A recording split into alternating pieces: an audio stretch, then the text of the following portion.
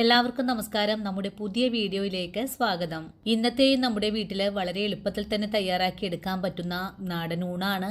നമ്മുടെ വീട്ടില് നിത്യമുള്ള ചേരുവകളൊക്കെ കൊണ്ട് വളരെ എളുപ്പത്തിൽ ഉണ്ടാക്കാൻ പറ്റുന്ന രുചികരമായ സിമ്പിൾ ഊണാണ്. അധിക പണച്ചെലവുകളൊന്നും തന്നെ ഇല്ലാതെ വളരെ സിമ്പിളായിട്ടും വളരെ ടേസ്റ്റി ആയിട്ടും തയ്യാറാക്കി എടുക്കാൻ പറ്റുന്ന നല്ലൊരു പാചക രീതിയാണ് ഇന്നത്തെ വീഡിയോയിൽ കൂടെ ഞാൻ കാണിച്ചു തരുന്നത്. ജോലിക്കൊക്കെ പോകുന്ന അമ്മമാർക്കും പാചകമൊക്കെ പഠിച്ചു തുടങ്ങിയ നമ്മുടെ മക്കൾക്കും ഈ ഒരു വീഡിയോ വളരെ തന്നെ പ്രയോജനകരമായിരിക്കും. ഇന്നത്തെ വീഡിയോയിൽ ഞാൻ 3 തരം കറികളാണ് ഉൾപ്പെടുത്തിയിട്ടുള്ളത്. ഒരു മുരിങ്ങയില തോരനും ചെറുപയർ കറിയും തേങ്ങയൊന്നും ചേർക്കാതെ മാങ്ങയും കൊച്ചുള്ളിയൊക്കെ ചേർത്ത നല്ലൊരു ടേസ്റ്റി ചമ്മന്തിയും. ഇന്നത്തെ നമ്മുടെ വീട്ടിലെ ഊണില് ഞാൻ പൈനാപ്പിൾ പുളിശ്ശേരി കൂടെ ഉൾപ്പെടുത്തിയിട്ടുണ്ട്. പൈനാപ്പിൾ പുളിശ്ശേരിയുടെ വീഡിയോ നമ്മുടെ ഹരിദാസ് ടേസ്റ്റി കോർണർ എന്ന ചാനലിലുണ്ട് കേട്ടോ. ഈ ഒരു ചാനലിൽ കൂടെ ഞാനിപ്പോ വെജിറ്റേറിയൻ ഊണാണ് നിങ്ങൾക്ക് വേണ്ടിയിട്ട് കാണിച്ചു തരുന്നത്. എല്ലാവർക്കും ഈ ഒരു വീഡിയോ വളരെ തന്നെ ഉപകാരപ്രദമായിരിക്കും എന്ന് തന്നെ വിശ്വസിക്കുവാണ്. ഈ ഒരു ഏകാദശി നാളില് എല്ലാവർക്കും നന്മയും നല്ലതും വരട്ടെ എന്ന് ആശംസിച്ചുകൊണ്ട് നമുക്ക് നമ്മുടെ വീഡിയോ കാണാൻ പോകാം.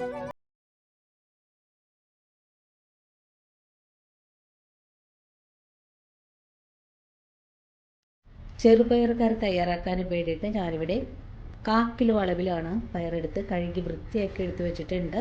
ഇനി ഒരു കുക്കർ അടുപ്പിലേക്ക് വെച്ചിട്ട് ഈ ഒരു പയർ കുക്കറിലേക്ക് ഇട്ട് കൊടുക്കാം. പയർ കുക്കറിലേക്ക് മാറ്റി കഴിഞ്ഞാൽ നമുക്കൊന്ന് ചെറുതായിട്ടൊന്ന് വറുത്തെടുക്കാം. ഒന്ന് ചെറുതായിട്ടൊന്ന് ചൂടാക്കി എടുത്താൽ മതിയാകും. ഇങ്ങനെ ചെയ്യുമ്പോൾ പയറിൻ്റെ ആ ഒരു പച്ച ചുവയൊക്കെ ഒന്ന് മാറി കിട്ടുന്നതാണ്. ചെറുതായിട്ടൊന്ന് പൊട്ടുന്ന സ്വരമൊക്കെ കേൾക്കുന്നുണ്ടല്ലോ. അപ്പോൾ ഇതുപോലെ ഒന്ന് തിരിച്ചും മറിച്ചൊക്കെ ഒന്ന് ഇളക്കി കൊടുക്കാം.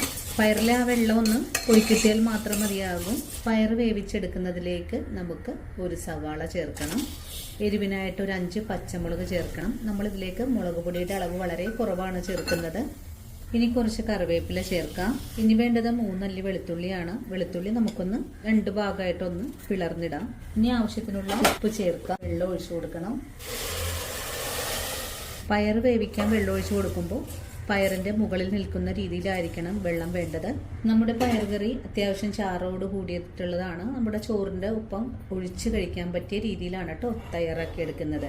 അപ്പോൾ ഇനി വെള്ളം ഒഴിച്ചു കഴിഞ്ഞാൽ ഒരു നുള്ളു വെളിച്ചെണ്ണ കൂടെ ഒഴിച്ചു കൊടുക്കണം. അത് നല്ല മയത്തിലും തിളച്ചൊന്നും പുറത്തേക്ക് തെറിക്കാതെ വെന്ത് കിട്ടുന്നതിന് വേണ്ടിയിട്ടാണ് വെളിച്ചെണ്ണ ഒഴിച്ചു കൊടുക്കുന്നത്. ഇതിക്കൊന്നും വേണ്ട കേട്ടോ, കുറച്ച് മാത്രം മതി. ഇനി കുക്കർ അടച്ച് നമുക്കൊന്ന് മൂടി വെച്ച് വേവിച്ചെടുക്കാം. ഒരു 5 വിസിൽ വരുന്നത് വരെയും വേവിച്ചെടുത്താൽ മതിയാകും. ഇനി കുക്കറൊന്ന് മൂടി വെച്ച് കൊടുക്കുവാണ്. ഇനി അടുത്ത നമ്മൾ റെസിപ്പി തയ്യാറാക്കാൻ പോകുന്നത് മാങ്ങ ചമ്മന്തിയാണ്.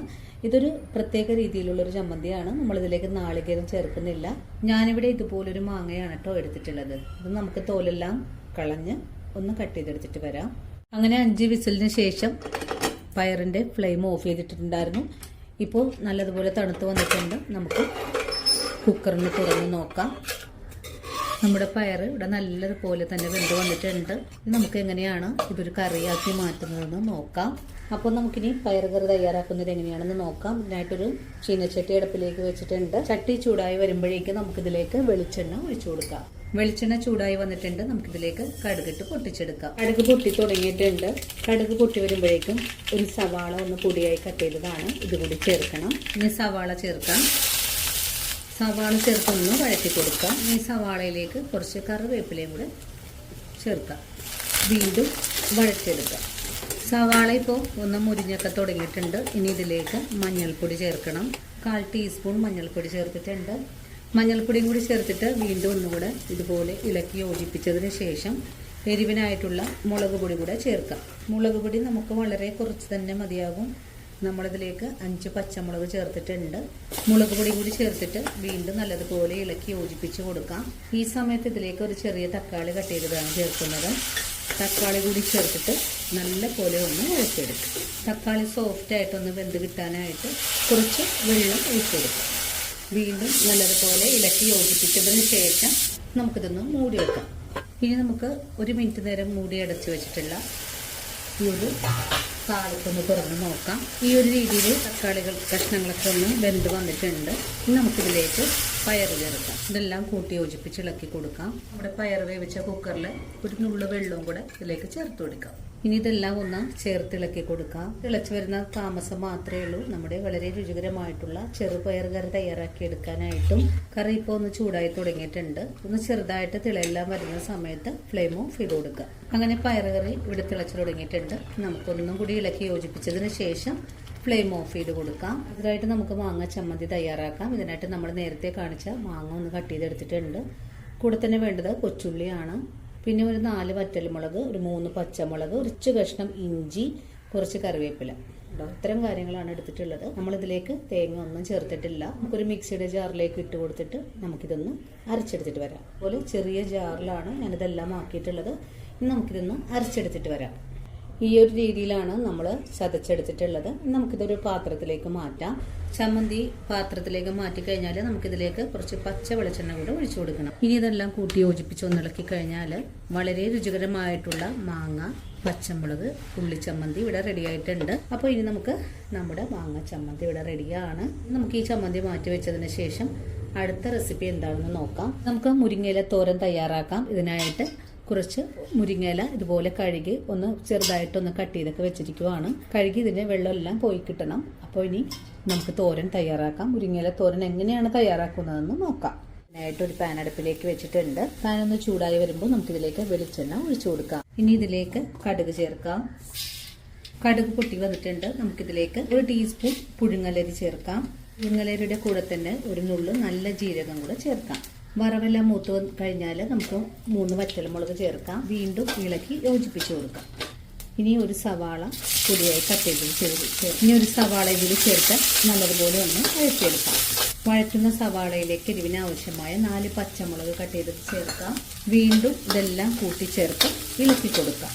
സവാള ഇതുപോലെ ഒന്ന് വഴറ്റിയെടുത്താൽ മതിയാകും. ഇനി ഇതിലേക്ക് മഞ്ഞൾപ്പൊടി ചേർത്ത് കൊടുക്കണം. ഒരു നുള്ളു മഞ്ഞൾപ്പൊടി ചേർക്കാം. മഞ്ഞൾപ്പൊടിയും ചേർത്ത് വീണ്ടും വഴറ്റിയെടുക്കാം. ഇനി ഇതിലേക്ക് 1/4 ടീസ്പൂൺ അളവിലെ കാശ്മീരി മുളക് പൊടി കൂടെ ചേർക്കാം. മുളക് പൊടിയും കൂടി ചേർത്ത് കഴിഞ്ഞാൽ ഒന്നുകൂടെ ഇതെല്ലാം ഇളക്കി യോജിപ്പിച്ചു കൊടുക്കാം. ഇനി അരമുറി നാളികേരം തിരുമ്മി വെച്ചതാണ് ചേർത്ത് കൊടുക്കുന്നത്. നാളികേരം കൂടി ചേർത്ത് കഴിഞ്ഞാൽ ഇതെല്ലാം കൂട്ടി യോജിപ്പിച്ച് ഇളക്കി കൊടുക്കാം. എല്ലാം നല്ല പോലെ ഇളക്കി യോജിപ്പിച്ച് കൊടുത്തിട്ടുണ്ട്.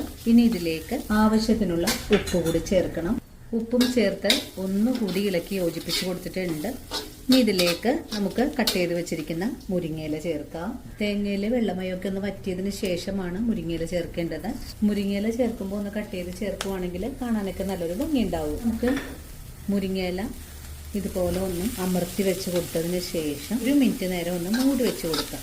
മുരിങ്ങയിലക്ക് അധികം വേവില്ലാത്തതാണ്, പെട്ടെന്ന് തന്നെ വെന്ത് കിട്ടും. ഒന്ന് മൂടി വെച്ച് കൊടുക്കുവാണ്. 1 മിനിറ്റ് നേരം മൂടി വെച്ച് കൊടുത്തിട്ടുണ്ടായിരുന്നു. ഇനി മൂടി തുറന്ന് നല്ല പോലെ കൂട്ടിയിളക്കി യോജിപ്പിച്ച് കൊടുക്കാം. നല്ലതുപോലെ കൂട്ടിയിളക്കി യോജിപ്പിച്ച് കഴിഞ്ഞാൽ നമുക്ക് ഒന്നുകൂടെ മൂടി വെച്ച് കൊടുക്കണം. ഇതുപോലെ ഒന്ന് ഒതുക്കി കൂട്ടിയതിന് ശേഷമാണ് വീണ്ടും 1 മിനിറ്റ് കൂടെ മൂടി വെച്ച് കൊടുക്കേണ്ടത്. 1 മിനിറ്റ് നേരം മൂടി വെച്ചിട്ടുള്ള മുരിങ്ങയില നമുക്കൊന്നും കൂടെ തുറന്ന് നോക്കാം. അതിനുശേഷം ഒന്നുകൂടെ കൂട്ടിയിളക്കി യോജിപ്പിച്ച് കൊടുക്കാം. അങ്ങനെ നമ്മുടെ വളരെ രുചികരമായിട്ടുള്ള മുരിങ്ങയില തോരനും ഇവിടെ റെഡിയായി വന്നിട്ടുണ്ട്. ഇനി അധികമൊന്നും വേവിച്ച് കളയേണ്ട ആവശ്യമൊന്നും തന്നെ ഇല്ല. തോരനും പ്രത്യേക ടേസ്റ്റ് കിട്ടുന്നതിനായിട്ട് ഒരു നുള്ളു പച്ച വെളിച്ചെണ്ണ കൂടെ ഒഴിച്ചു കൊടുക്കണം. ഫ്ലെയിം ഓഫ് ചെയ്ത് കൊടുത്തിട്ട് വേണം ചേർക്കാനായിട്ട്. ഇനി നമുക്ക് ഈ ഒരു തോരനും മറ്റൊരു പാത്രത്തിലേക്ക് മാറ്റിയതിന് ശേഷം ഊണ് വിളമ്പി തുടങ്ങാം. നമുക്ക് ചോറ് വിളമ്പാം. ആദ്യം നമുക്ക് മുരിങ്ങയില തോരൻ വിളമ്പാം. ഇനി നമുക്ക് മാങ്ങാ ചമ്മന്തി, ഇനി നമ്മുടെ പയറ് കറിയും കൂടെ ഇതുപോലെ ഒന്ന് വെച്ച് കൊടുക്കാം. നമുക്ക് കുറച്ച് പൈനാപ്പിൾ പുളിശ്ശേരിയും കൂടെ വെച്ച് കൊടുക്കാം. അപ്പോൾ ഇന്നത്തെ നമ്മുടെ ഊണ് ഇത്രയേ ഉള്ളൂ. എല്ലാവരും ഈ ഒരു വീഡിയോ കണ്ട് തയ്യാറാക്കി നോക്കണം. തയ്യാറാക്കി നോക്കുമ്പോൾ നിങ്ങൾക്ക് ഇഷ്ടപ്പെടുവാണെങ്കിൽ തീർച്ചയായിട്ടും നമ്മുടെ ചാനൽ ഒന്ന് ഫോളോ ചെയ്യാൻ മറക്കരുത്. അതുപോലെ വീഡിയോ കുറിച്ചുള്ള അഭിപ്രായങ്ങളെല്ലാം കമന്റ്സ് ആയിട്ട് അറിയിക്കാനും മറക്കരുത്. ഇനിയും ഇതുപോലുള്ള നല്ല നല്ല വീഡിയോസ് ഒക്കെ ആയിട്ട് ഞാൻ നാളെ ഓടിയെത്തുന്നതാണ്. അതുവരെയും വീഡിയോ കണ്ട് സപ്പോർട്ട് ചെയ്ത എല്ലാ കൂട്ടുകാരോടും ഒത്തിരി നന്ദി സ്നേഹമൊക്കെ അറിയിച്ചുകൊണ്ട് നാളെ രാവിലെ ഓടിയെത്താം. അതുവരെയും ഒത്തിരി സ്നേഹത്തോടെ വീണ്ടും കാണാം.